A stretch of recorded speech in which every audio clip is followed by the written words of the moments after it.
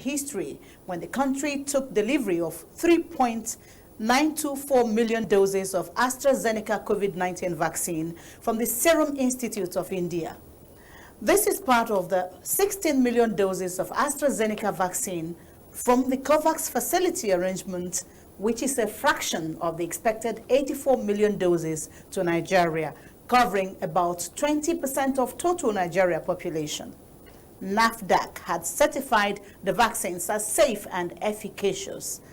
Now, following this safety certification, the national launch of the COVID-19 vaccine by the chairman of the Presidential Task Force on COVID-19 started with the vaccination of frontline health workers at the National Hospital Abuja on Friday, the 5th March 2021. And in a momentous event on Saturday, March 6, 2021, President Muhammadu Buhari and Vice President Professor Yemi Osinbajo publicly got vaccinated in a bid to increase public confidence in the safety and efficacy of the COVID-19 vaccine. What this means is that the COVID-19 vaccination program has commenced in earnest in Nigeria. For a nation with nearly 200 million population, how has the exercise been? So this edition of Frontiers will look at Nigeria's COVID-19 vaccines administration. Our guest is Dr. Mukhtar Mohammed, National Incident Manager, Presidential Task Force on COVID-19. Doctor, you're welcome to Frontiers. Thank you, Nancy. Thank you for having me on your program. Now, we're going to take a pause. Frontiers continues in just a moment. Stay with us. Once more, Doc, you're welcome to Frontiers. Thank you. Now, Doctor, talk to us about the preservation, storage, and administration, distribution of the vaccines that have been taken delivery of by Nigeria. How many states have taken delivery? What's their share like? And what next after the symbolic vaccination of political leaders and frontline health workers? So thank you very much. It is really quite exciting, and it's really a very momentous time for Nigeria, having received this much doses of Oxford AstraZeneca vaccine in the country. When we were discussing the choice of the vaccines for the country, we looked at the available vaccines, particularly those that have been given the emergency use authorization by WHO. And among all of the vaccines, we found Oxford AstraZeneca to be one of the few that would suit our own logistics system in the country, in the sense that it does not require a very high-end cold storage facility. It is something that we can store using our home refrigerators, which are available in our cold chain facilities, and is also available in our primary healthcare facilities. So that is one of the challenges that we considered, and we went for Oxford AstraZeneca. As a matter of fact, it is the same vaccine of choice for most of the developing and also low-income countries in the world. So for us, when we received these vaccines, they were stored in the Abuja Central Medical facility under cold storage. And then within a week after we received them, we started working on the distribution. As you are aware, the Federal Ministry of Health and the National Primary Healthcare Development Agency is the agency that is responsible for the distribution, the planning, distribution, and also carrying on the vaccination. The Presidential Task Force provide leadership and coordination for all of these efforts. So we have been assured by the National Primary Healthcare Development Agency that the plan has been well done, and the implementation has been going on smoothly. All of the states have received their share of the vaccines. 36 states of the Federation. The 35 states and FCT. And the FCT. So it's only Kogi, and the only reason why Kogi has not received their share of the vaccine is because we are still trying to get a final assurance that they have complied with the checklist, that their cold storage facility is in order, and that they are ready, to receive the vaccines. Once that is received, the vaccines will be shipped to Kogi State as well. And some of the states have actually started the process of vaccination outside the symbolic vaccination that was done for the strategic leaders. Some of the states have actually commenced vaccination in the primary healthcare facilities. Now, the Primary Healthcare Development Agency had already said that an online portal was provided for people to register, those who are interested in being vaccinated. How much of the interests are Nigerians showing? What response are you getting? We have seen a tremendous amount of response. Within the first 24 hours, we were informed that over 1 million people have registered on the portal. So that was very, very encouraging. But we know that it is mostly the people who are awaiting, who are eager, who have been sensitized, who are ready to take the vaccine that will usually go, to fill in the initial slots. And we continue with our advocacy, sensitization, and also public awareness campaign to make sure that all Nigerians are aware of the mechanisms involved in this registration. You can register using your smartphone, an Android or an iOS device. You can also visit the health facilities where people can register you. People will also be assisted to register, and there will also be house-to-house registration. But this is going to be in different phases of the vaccination program. In due course. Absolutely. You appear to be impressed with the level of response you're getting from Nigerians in terms of interest in getting vaccinated as they register online on the portal. Absolutely. So far, it's so good, and we are really excited, and we are trying to meet up with the challenges. And Nigeria received almost 4 million doses of the AstraZeneca COVID-19 vaccines as a first batch. Where are we going, or when are we going to have this exhausted, and when is the next batch coming? At the rate we are going, I believe that this batch is going to be exhausted very soon. But certainly before we exhaust it, we hope to get the additional doses from the COVAX facility. I don't want to put out a date, on the public, but we know it is just within a few weeks. Those vaccines are going to be ready. We have been assured by the people working on this vaccine distribution globally, and our Ministry of Health is in constant touch with them to receive this additional 18-something million doses. I'm asking this because in countries like Britain, some of these vaccines, they have first and second doses, and there's an interval stipulated, within which to get these done. Mm-hmm. How are we sure that we're going to meet up with these doses, second and first doses? So certainly, so there's not any lapse or kind of yes. What will impair the efficacy of the vaccines? So the doses between the first and the interval between the first and the second dose for Nigeria, we have agreed is going to be 12 weeks. So that is 3 months. And what we're talking about now, we are going to get our second consignment in just a matter of very few weeks. So we have time, but we'll continue to work hard to make sure that we receive these additional doses as and when due, so that people who have received the first doses will not have to wait longer than the 12 weeks to get their second doses. That will certainly make sure it happens. It's very crucial indeed. Also in Britain, the vaccination started with people, like old people with comorbidities. While in Nigeria, okay, I think they started with those with comorbidities, the older people with comorbidities, and then the frontline workers. But here in Nigeria, we started with frontline workers and political leaders. Yes. How strategic is Nigeria's own pattern?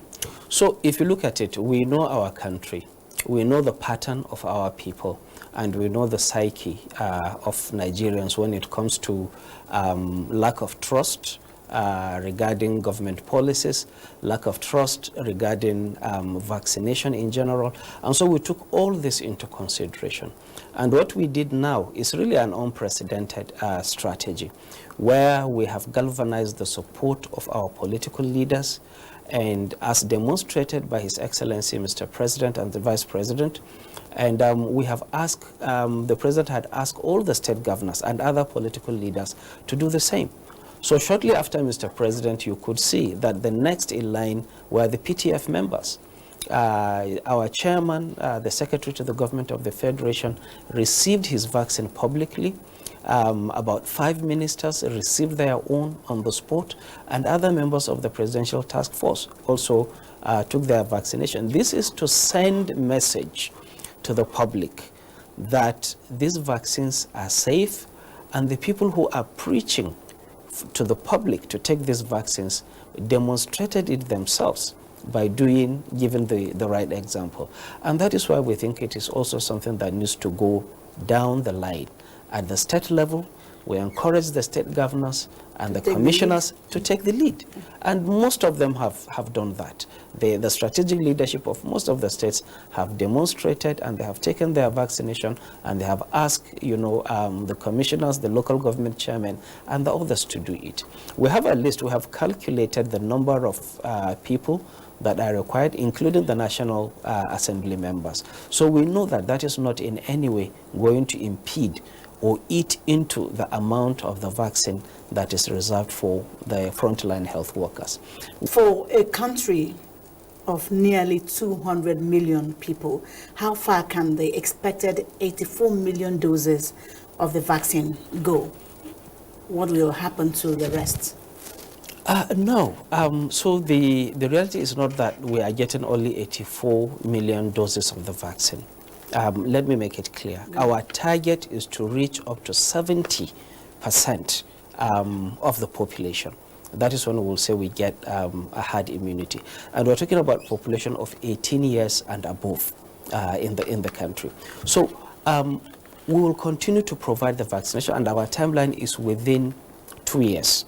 Hopefully by ending 2022, we should be able to reach that 70% target. Okay, that's a good one. Thank you, Doc. Okay, let me ask you this question before we take a break. We hear that some who have taken the vaccine, they have actually reported some side effects. How is this being tackled? People that have taken the COVID vaccine for now in the country have experienced, like you said, mild side effects. These are different from adverse events. Adverse events are severe symptoms, are severe side effects that, compromise or threaten the life of the subject. So all of the symptoms that people have experienced are usually within the normal limit. So you can have some mild fever, you can have some headache, you can have some discomfort or general feeling of unwell. All of us that have taken the vaccination, we shared experience, and it was really an exciting moment, to know that others also shared the same symptoms that you had. So it was reassuring. So I want to reassure Nigerians that the symptoms are usually mild. However, there may be some exceptions. We will take a break now, Doctor, and continue. When we come back, we'll talk more on the side effects and what measures that you would take in to contain the side effects, and of course. This is Frontiers, discussing Nigeria's COVID-19 vaccine administration.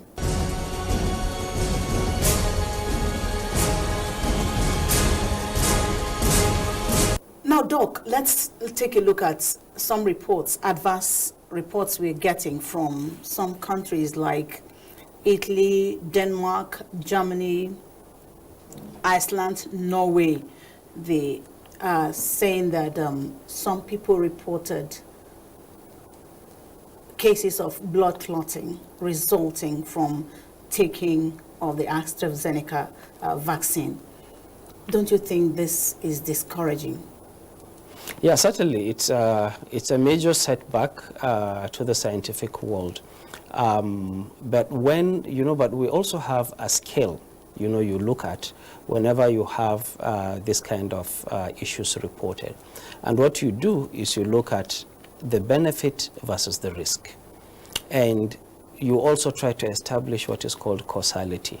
That is this event that has been reported due to the administration of the Oxford AstraZeneca vaccine. So in the first place, yes, we know that the benefit outweighs the risk, because in the 5 million people that have received the vaccination, as of the time of that report, only 30 people were reported to have developed that blood clot abnormality. Now, secondly, if you also look at the risk or the risk of developing blood clot in the general population versus the risk of developing blood clot among people who have received the Oxford AstraZeneca vaccine, you realize that the risk of developing that blood clot among people who have been vaccinated is actually lower than the risk of developing that blood clot among the general population. And we hear that it's not even proven. So that is what I mean. It is not. This is actually traced to. So this is the proof. The initial proof vaccine. the initial proof you look for is to establish that relationship, that the incidence is higher among people who are vaccinated than those who are unvaccinated. Then the second thing is to do the cause relationship, to establish cause effect, that it is actually the vaccine that is causing that. Now, the scientists have posed in Europe, and they're trying to look at the data. And so far, what we have been receiving, even today, is reassurances from some of the regulatory agencies in Europe to tell us that there is no association between the administration of Oxford AstraZeneca vaccine and the development of the blood clot. This is not to say that it is conclusive. This is to say that based on the fact that they have available, and they'll continue to look at the data. Can I ask one question? We have different vaccines. We have the Moderna, we have the one from Pfizer, we have Johnson & Johnson. Is there any plan to get those ones as well for Nigerians, at least? Oh, certainly. In case somebody doesn't want to be vaccinated with the AstraZeneca. Is that what you are planning, Nancy? I'm just suggesting, Well, the thing is, yes, the Federal Ministry of Health and the National Primary Healthcare Development Agency are in touch with the COVAX facility, and part of the package that will be coming to Nigeria is not only Oxford AstraZeneca vaccine. We also have Johnson & Johnson, and we also are looking towards negotiating and discussing, to get the Russian vaccine, which is Sputnik. So, and we're also going to get a few doses also of the Pfizer vaccine based on the arrangement that we are making. So people can have a choice. So there is going to be a choice, and not only having a choice, but I think there is also an advantage or benefit in diversity of the vaccines, because one vaccine may be strong against a certain strain, whereas it may be weak against a particular strain, and the other vaccine can now provide that complement. I wanted to ask you, we hear that all the vaccines already in vogue now, they were all made or tailored towards containing the first strain of the virus. Meanwhile, we have different strains. So what's the efforts being made to ensure that the vaccines accommodate the other strains? Yeah, so actually that is, we are aware of that, and the scientific world is also aware of that, even though it is worrisome development, but it is good, and it is also heartwarming to know that the manufacturing industries are already working towards development of second-generation vaccines.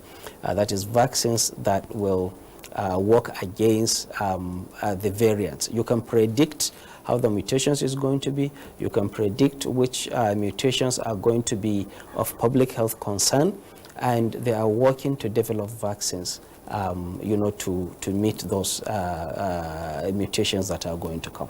So it is really good to know that even though these vaccines have been developed based on the existing variants, and some of which are still good for even the new mutations that we are seeing, like the South Africa vaccine variant and also the B117 of the UK. But the additional variants also will have to work towards getting vaccines that will be effective.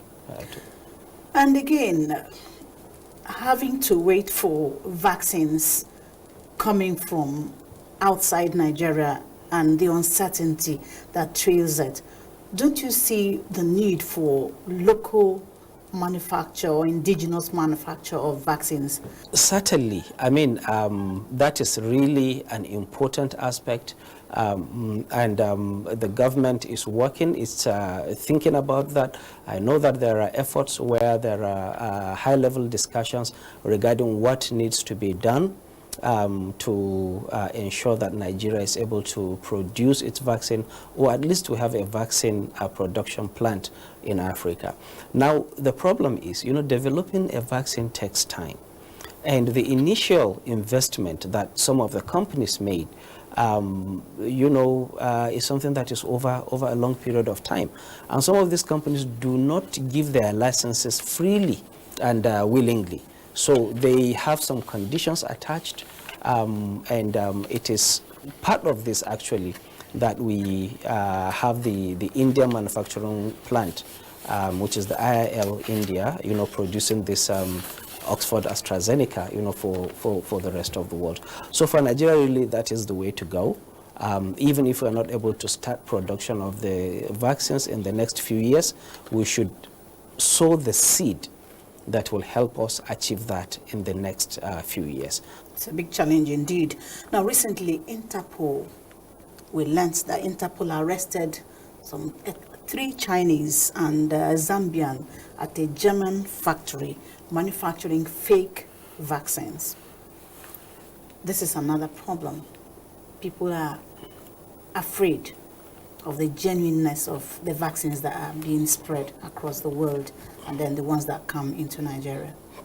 So certainly, fake vaccines are true, and the story you mentioned is also true. And we have to do everything we can within our power to guard against proliferation of fake vaccines, and to make sure that all the vaccines that come to Nigeria are genuine and they're directly from the professionals, so from the manufacturers. So what did we do? First, we set some ground rules that Nigeria is not going to procure vaccines through any vendor. Even if you come with an agreement, with a license, with whatever, to get this thing, that is not the source of getting our vaccine. Our vaccines will be obtained directly from the known manufacturers in the world. Secondly, no other business person is allowed to import vaccines into Nigeria. Only the government will do that. And government also has set up the mechanism to procure these vaccines. So there is a bank account with Central Bank, which is in association with the Afrexim Bank, Bank of Africa, to be able to put those funds together so that Afrexim Bank will now make payment directly to the manufacturer and get the vaccines. The other sources are the donations we are receiving from COVAX. Now that we are well represented in that forum, you have the Minister of Health, you also have the WHO, that is there, and so we get our vaccines directly from the manufacturers. It is very challenging because many people have approached the PTF, that they want to import these vaccines, that it is so difficult for the country to get it. They have established relationship with the manufacturers. They want to import these vaccines, and the PTF said, no, you will not do it. We've also had state governments who are eager to import these vaccines, who informed the PTF that they are making arrangement to import these vaccines through other channels. And the PTF told them, no, we will not allow that, because that is an open source where fake results, fake vaccines can find their way into Nigeria. Now, let me quote the chairman of the Presidential Task Force on COVID-19. Boss Mustafa, who said, while the vaccine offers great hope, it cannot on its own protect you completely, unquote. Why did he say so? What does this mean for Nigerians? Yes, so what that means is that the vaccine itself does not offer you 100% protection. There is a loophole. There is no vaccine that is 100% that has 100% efficacy. Yeah. Okay, so and the vaccine we're using now has about 70% efficacy. So that means that 3 out of every 10 people may not develop the required immune response to prevent them against having severe form of COVID-19. Weighing the pros and the cons of the vaccines, what's your advice to Nigerians? So my advice is, for us, it is really very, very clear that the vaccine is safe, and the side effects that we are mentioning are well known, and they are usually mild. We have not yet recorded any adverse event in Nigeria. The batch of the vaccine that we are using here is different from the batch that was reported to be associated with adverse events in Europe, and therefore this vaccine is safe, and we hope that Nigerians will comply to the call by the national leadership. Nigerians will understand the benefit far outweighs the risk of not having vaccination.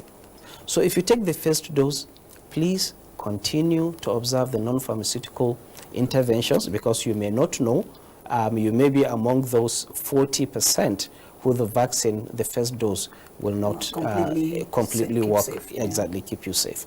So that is important. We need to know that. We need to continue masking up, observing social distancing, and continue washing our hands until when the government is comfortable to say that we can remove these restrictions. Until COVID-19 is killed off. Absolutely. Entirely. On that note, I have to thank you, Doc, for coming on Frontiers. Thank you, Nancy, and it's really nice to come on your show. Thank you so much.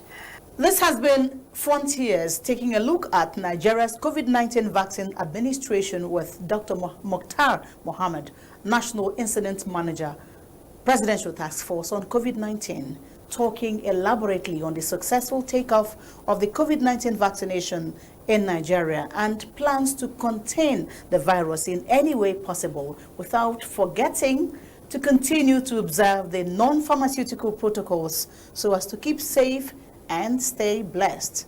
From me, Nancy, Goddy and Anunihu, it's bye for now.